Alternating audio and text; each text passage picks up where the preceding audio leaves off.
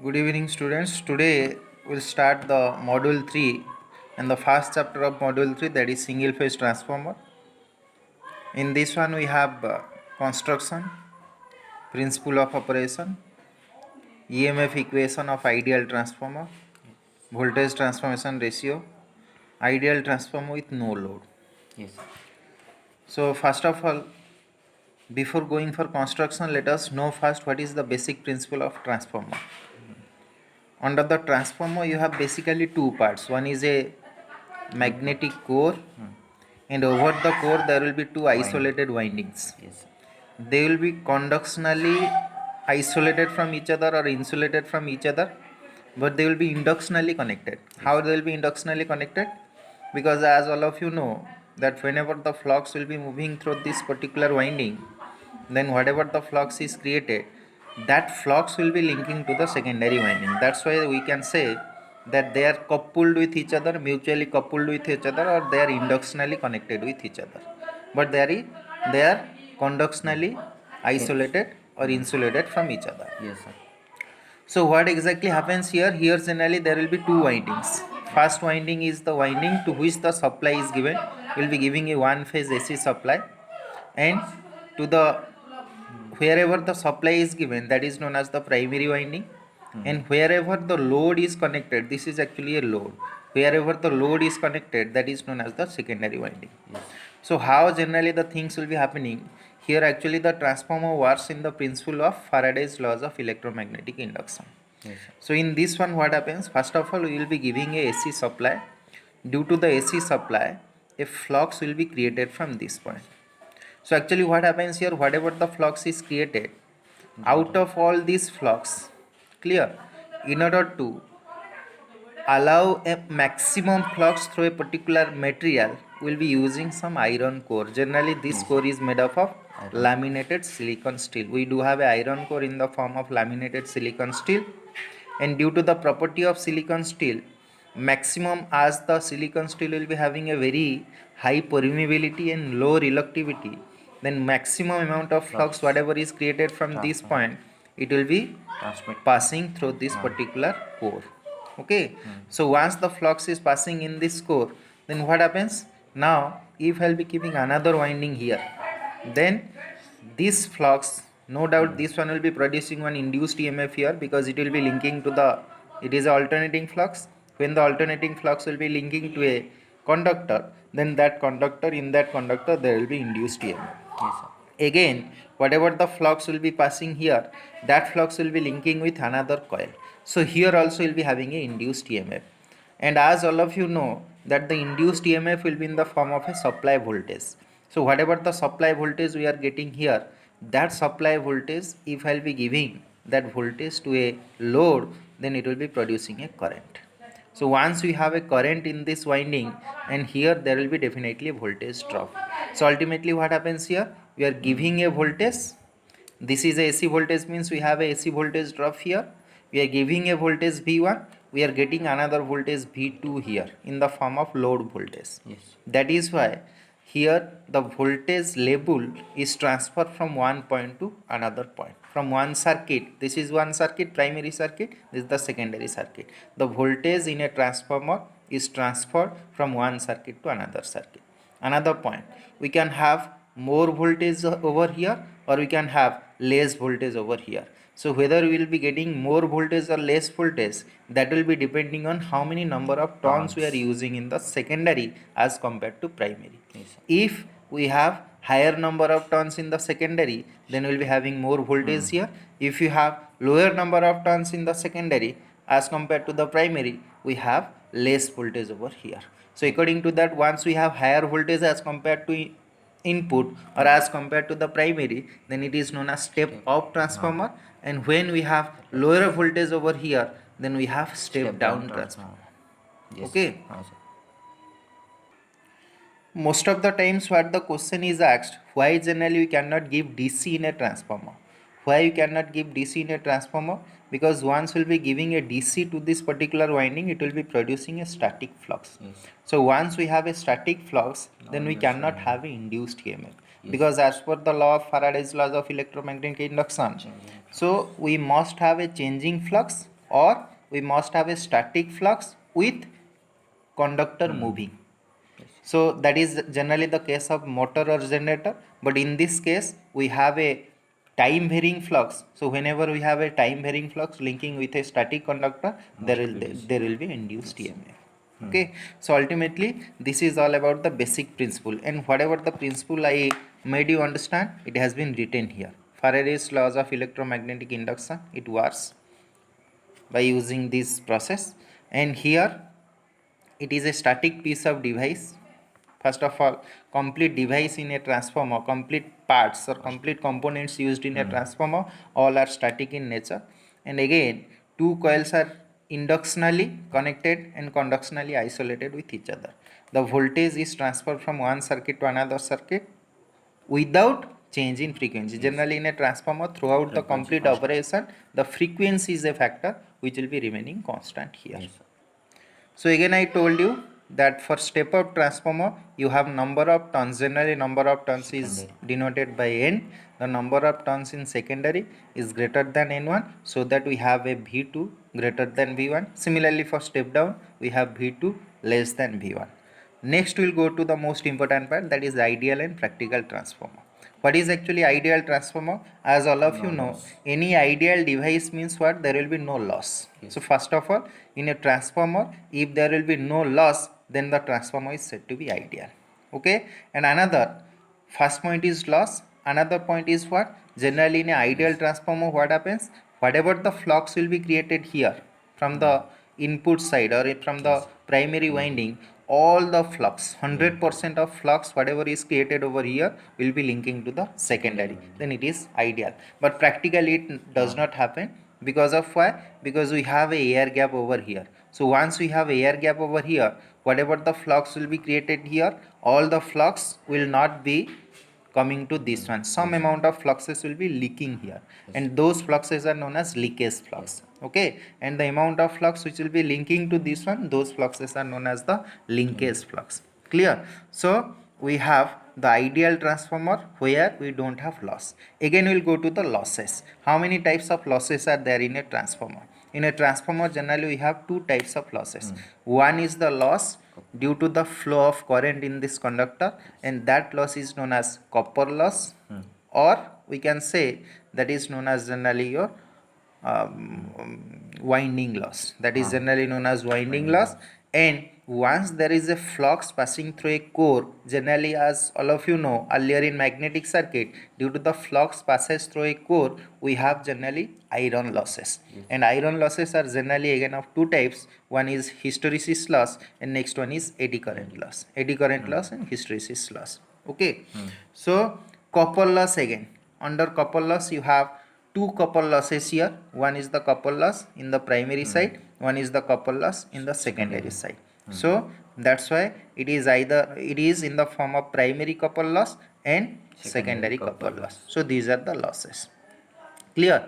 Again we will go to the basic diagram of a practical transformer. What is actually practical transformer? What is telling that in a practical transformer there will be no leakage reactance. What is the meaning of leakage reactance? As I told you, whenever you have the leakage flux here, to represent this leakage flux we have the notation of the primary winding like this. See, we have R1 and X1. What is R1? R1 is the primary resistance and X1 is the primary leakage reactance. That means whatever the leakage flux will be in the primary, that will be represented in the form of primary leakage reactance. Similarly, in the secondary we have R2 and X2. We have secondary winding resistance and secondary leakage reactance. So now in this way we have the practical transformer.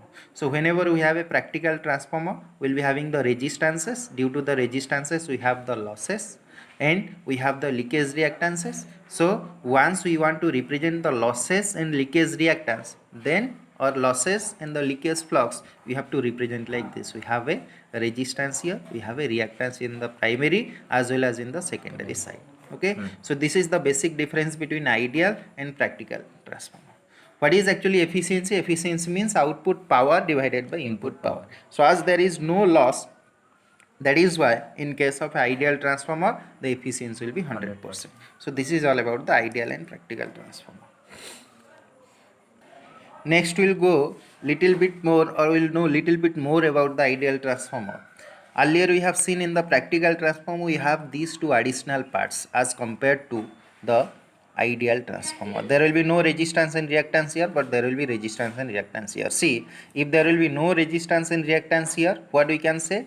The magnitude of this V1 will be the magnitude of this U1. About the direction we will know it later, but see, the magnitude of V1 will be equals to the magnitude of V1. Similarly, magnitude of E2 will be same as magnitude of V2. This is the case of the ideal transformer. So E1 equals to V1, E2 is equals to V2. Okay. Next we will understand now the voltage transformation ratio. What is actually voltage transformation ratio? From the name itself we can say that how much voltage is being transferred at the output with respect to the input, that is known as K, or voltage transformation ratio, or it is defined as the ratio of output voltage to input voltage. And as all of you know that V2 is proportional to N2 and V1 is proportional to N1, so V2 by V1 can be written as N2 by N1. Okay. Next we'll go for the ideal transformer. In ideal transformer what happens? There will be no loss. If there will be no loss, that is why the input power will be equals to the output power. Next we need to know how the input power or output power, how the power is represented in transformer. The power is generally represented as VI, that is in the form of volt ampere. Why in the form of volt ampere? Because as all of you know, in the installation of the transformer, throughout the transformer as many number of transformers will be using, transformer power will never be depending on load. Generally, as all of you know, that the power factor or the power is generally represented as VI cos phi. So here, in case of particularly transformer, the cos phi term will not be coming. Why it will not be coming? It is with respect to the load. As there is no consideration of load in a transformer, so there will be no consideration of cos phi. So as there is no consideration of cos phi, so that the power will be represented in term of volt ampere, that is VA. Generally the question comes, the transformer, why the transformer rating will be in volt ampere, not in kilowatt or not in watt. Why? Because in transformer the power rating will not be dependent on the load. So as it is independent of the load, that is why it is independent of the power factor. As it is independent of power factor, so that the power will be represented as VI only. So now we can write the input power is given by V1 I1 is equals to V2 I2. So from this one we can have V2 by V1 as equals to I1 by I2. So, and another point, as already you have seen earlier, that V2 is equals to E2 and V1 is equals to E1 for ideal transformer. So that I can write V2 by V1 as equals to E2 by E1. For an ideal transformer we can write again that K as equals to V2 by V1, E2 by E1, N2 by N1, and that is also same as I1 by I2 from this expression. So from this expression. So now this is all about the voltage transformation ratio of a ideal transformer. Next one is what? EMF equation. What is actually EMF equation? See, what is, how to find out the EMF equation? Let us again go back here in the transformer. As all of you know that here whatever the EMF is created here, actually EMF equation means how much EMF is created here. First of all, whatever the EMF will be created here, that EMF will be depending on the flux. Okay, so flux, and now as we have a alternating supply here, so that we have a alternating flux here, so that alternating flux I can simply take as the reference. Why? Because due to this flux the EMF is created. So any reference in an alternating circuit is generally represented as how much? Maximum value multiplied by sin omega t. And as all of you know that according to Faraday's laws of electromagnetic induction, your first law, that primary EMF or E1 can be written as minus N1 corresponding turn multiplied by d by dt of phi. And remember one point, in ideal transformer, phi in the primary is same as phi in the secondary. So whatever phi we are taking here, in the secondary also you have to take the same phi. So E1 will be equals to how much? It will be minus N1 d by dt of, in place of phi I can put the corresponding value. So now it will be how much? Minus N1 phi m omega. Just by simplifying this one we have this much. Again we have this much multiplied by sin see cos omega t can be written as sin omega t minus pi by 2 minus omega t. Again minus will be multiplied here, so it will be how much? Sin omega t minus pi by 2. And as all of you know from the single phase AC circuit, that means here whatever E1 we are getting, that E1 will be opposing or it will be lagging the reference by an angle of 90 degree. That means if this is the representation, it will be lagging by 90 degree. So now we can write that we have a EM1 maximum value as equals to this much. If this is the maximum value, then what will be the RMS value? RMS value of E1, that is equals to this one divided by root 2. So that is same as your 4.44 N1 phi m multiplied by F. And this one is the well-known transformer EMF equation. That is EMF E1 as equals to 4.44 N1 phi m multiplied by F. Similarly, if I want to get the value of E2, it will be minus N2 multiplied by d by dt of phi. So again we have same value of phi. So if everything is same, then which one will be changed? Only in place of E2 N1 will be having N2. So that is why the value of E2 will be equals to 4.44 N2 phi m multiplied by F. So these two are well-known EMF equations in primary and secondary circuit. So now we'll solve some very important questions from EMF equation, those which are regularly coming. So first of all, see, earlier I had given a question bank. From there you can check, or otherwise here also you can understand the question. What is the question? A transformer operating with a frequency of 50 Hz with N1, that is primary turns, has 80 number of primary turns into 400 number of secondary turns, with cross-sectional area of the core is given to be 200 centimeter square. Okay, the primary voltage is given to be 240 volt, that is also E1. See, whenever the question is coming from this kind of with this kind of data like N1 N2, area of cross section, primary voltage, secondary voltage, you have to understand that it is a question from EMF equation. So whenever we have the EMF equation, it is only applicable for the ideal transformer. You have to understand like that. So that we have V1 as equals to E1 as equals to 240 volt.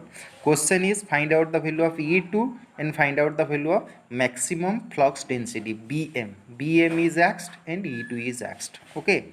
So how it is related? See, we know that E2 as equals to how much? 4.44 into phi m multiplied by F. So 4.44 N2 is given. BM phi m means what? BM multiplied by A. So BM multiplied by A is how much? This much multiplied by 50. So now from this point we can have the value of E2. Okay. So now once we have the value of E2, see, we can have the value of E2 in the form of BM, because here BM is unknown. Now how to get this unknown value? We already have that E1 is similarly 4.44 into N1 multiplied by phi m multiplied by F. So that is 240 as equals to, just put the value. From this on we can have the value of BM. Once we are getting BM, just put the value of BM here. We can find out the value of E2. Okay. Next, another question.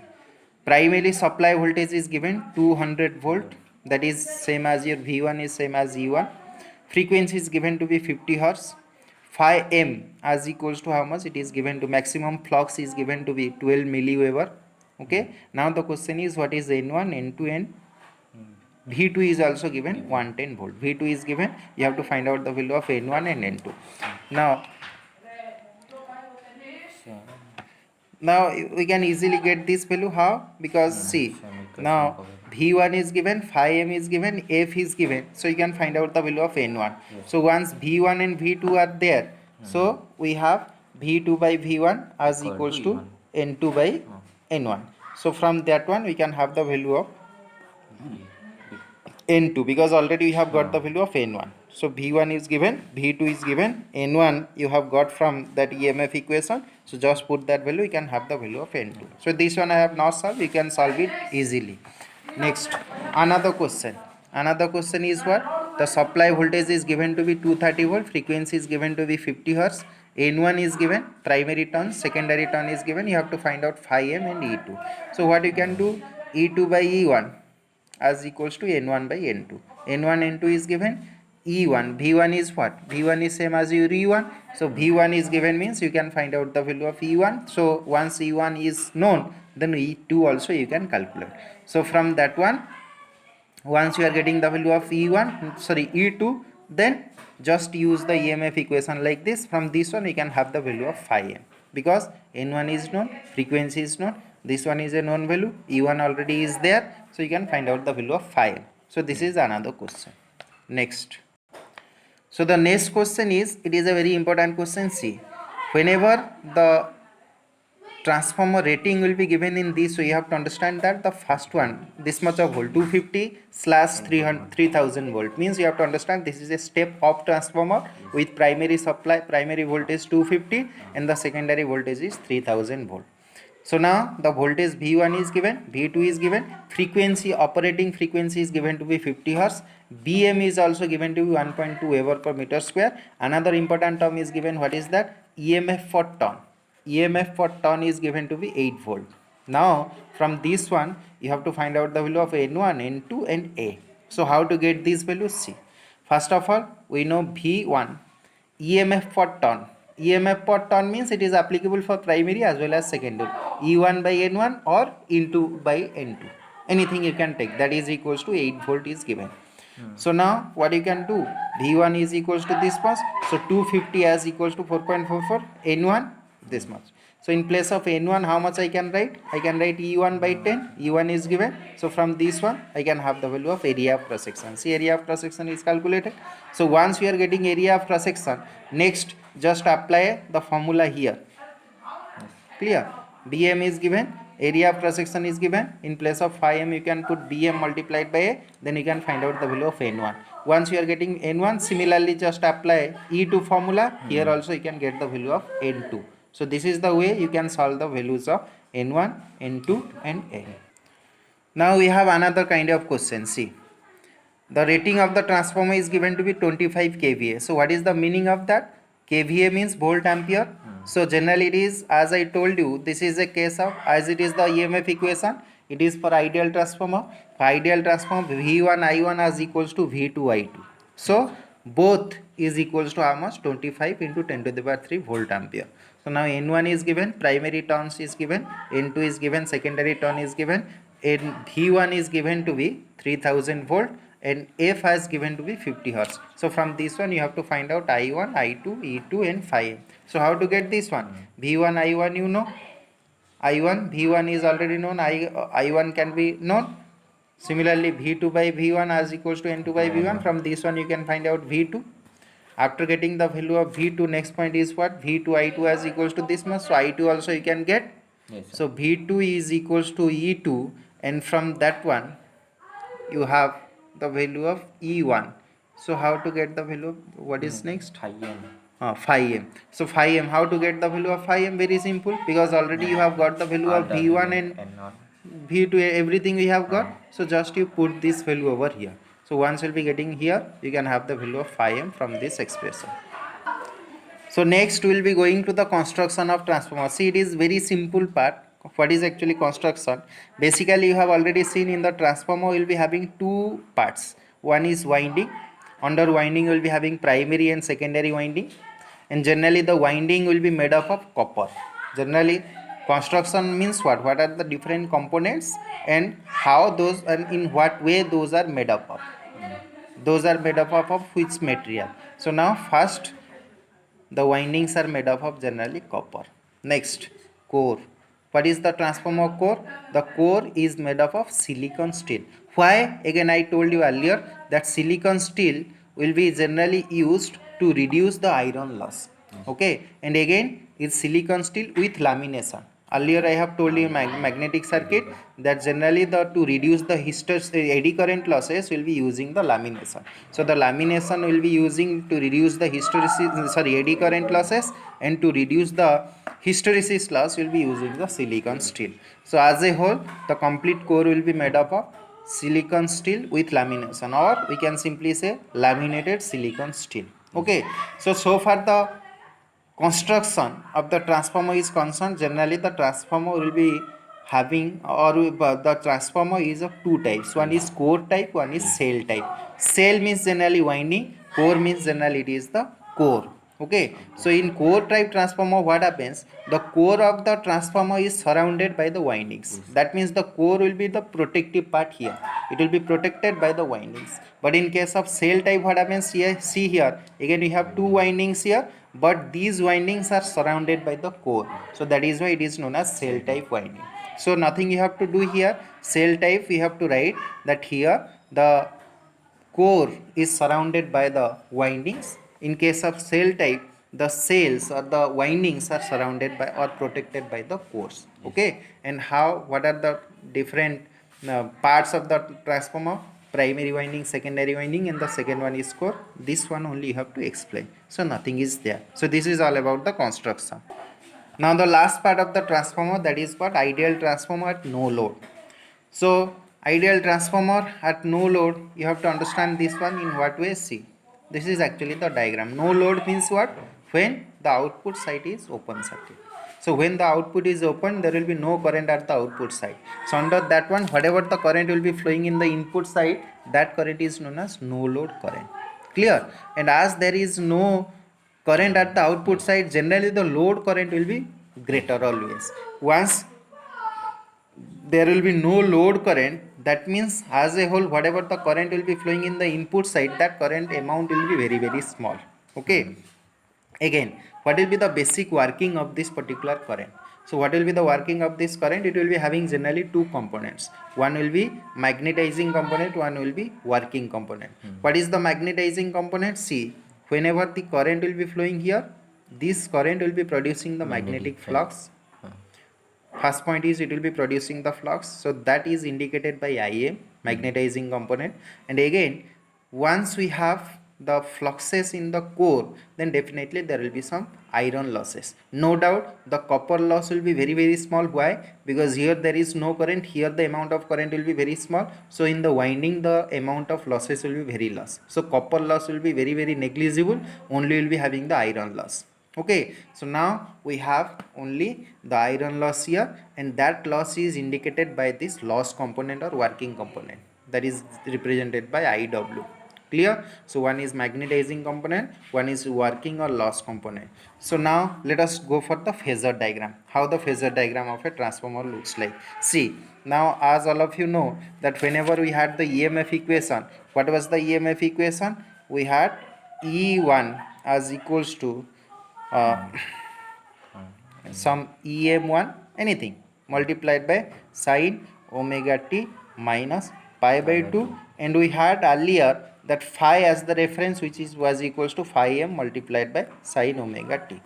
So from this point we have already understood that the value of your which one? E1, if I am taking phi as the reference, then E1 will be lagging the reference by 90 degree. Clear? And E1 will be lagging the reference by 90 degree. Again, you know from the Faraday's laws of electromagnetic induction that whenever we have the EMF induced here, the direction of induced EMF is such that it opposes the cause. So which is the cause for production of induced EMF? V1. That means it will be always opposing V1. So as it will be opposing V1, so now your which one? Your E2, whatever the direction of E1 will be there, whatever the direction of E1 will be there, the direction of V1 will be just opposite to that. Again, as it is the ideal transformer, then ultimately here we have which one? Magnitude of V1 will be equals to the magnitude of V1. So this is all about the direction of V1 and E1. First phi reference, then E1 lagging the reference by 90 degree, again V1 will be opposing your E1. So that is the concept. Again, now see, what is the current here? It is the no load current. So where it is flowing? It is flowing through a coil. So as it is flowing through a coil, so in a coil from AC circuit, single phase AC circuit, you know that the current will be lagging the corresponding voltage by some angle, as it is a RL circuit. So in that RL circuit we have the current lagging the voltage by some angle. Okay, and let that angle is generally given by phi. Let it generally it is given by phi 0. This angle is given by phi 0. So what I can write, that your I0 will be having now two components. One will be along the direction of phi, which will be producing the phi. One will be along the direction of V1. because generally here you have the total loss as equals to the iron loss, not the copper loss. Copper loss is negligible and iron loss is always proportional to the voltage. So the loss which is along the direction of the component, which is along the direction of the voltage, that component is known as iron loss component, and the component which is along the direction of flux, that is known as the magnetizing component. So as a whole we can write that I0 vector as equals to Im vector plus Iw vector, and also we can write that I0 as equals to, or we can write that Im as equals to I0 sin phi 0, because this one is phi 0, and similarly I can write Iw as equals to I0 multiplied by cos phi 0. Yes. Clear? So this is all about the no load transformer and the corresponding phasor diagram. Okay, so under no load transformer we have these two components, and along with that we have the phasor diagram. Once we can understand that, we can write the value of Im and Iw, magnetizing component and working component. So this is all for the transformer. Everything, all the numericals, all the theories we have completed. So with this we are concluding transformer. Transformer is over.